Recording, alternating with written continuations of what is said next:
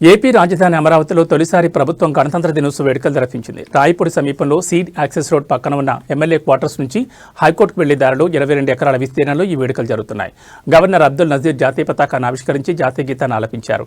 అనంతరం పోలీసులు గౌరవవందనం స్వీకరించారు. ఈ వేడుకలకు సీఎం చంద్రబాబు నాయుడు సతీమణి నారా భువనేశ్వరి, డిప్యూటీ సీఎం పవన్ కళ్యాణ్, మంత్రి నారా లోకేష్, పలువురు మంత్రులు, ఉన్నతాధికారులు, వివిధ రంగాలకు చెందిన ప్రముఖులతో పాటు రాజధాని రైతులు హాజరయ్యారు.